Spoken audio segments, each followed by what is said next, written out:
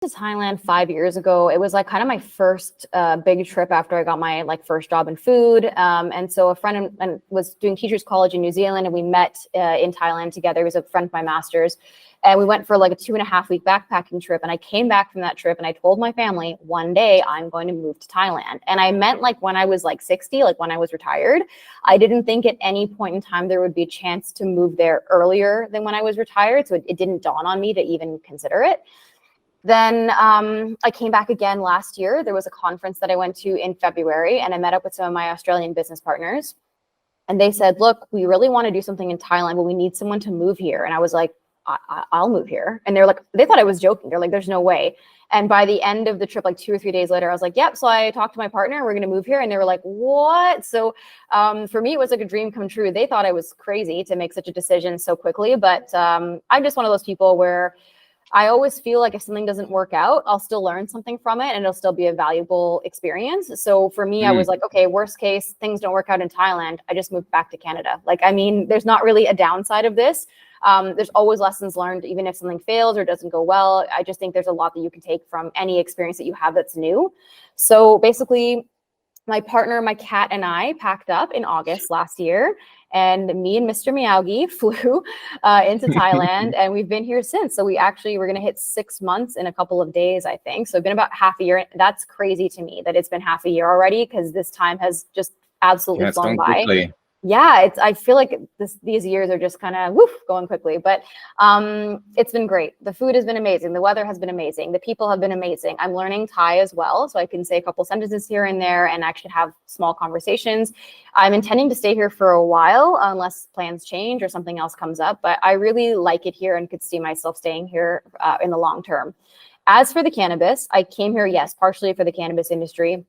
It's pretty wild west as of right now. So there are regulations in place, but they're not enforced. And that's also where there's been a lot of this, I want to say kind of like drama or kerfuffle the last few weeks. People have been calling me and texting me like crazy because they've heard that, oh, they're going to ban recreational cannabis. A lot of the stuff that they said they're going to be doing is in the current laws. It's just that nobody's following them. So there's not actually a big difference from, what is actually supposed to be happening to this new law. There are going to be some changes, but from people who are Thai, who are here in the cannabis space, I've spoken to dozens of people at this point about what they think is going to happen. Nobody is worried.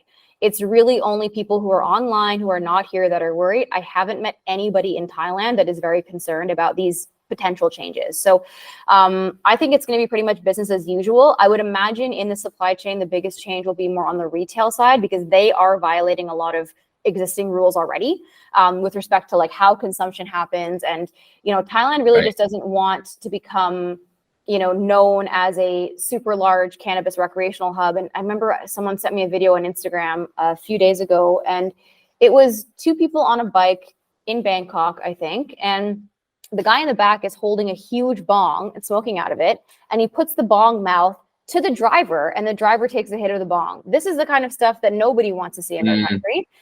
So these are the kinds of things that, they want to crack down on. I don't want to say that like what Thailand did was a mistake, because it really was like this countrywide experiment, which was very fascinating to kind of, legalize and be very lax on enforcement for, a year and a half, almost 2 years, and just see what happens.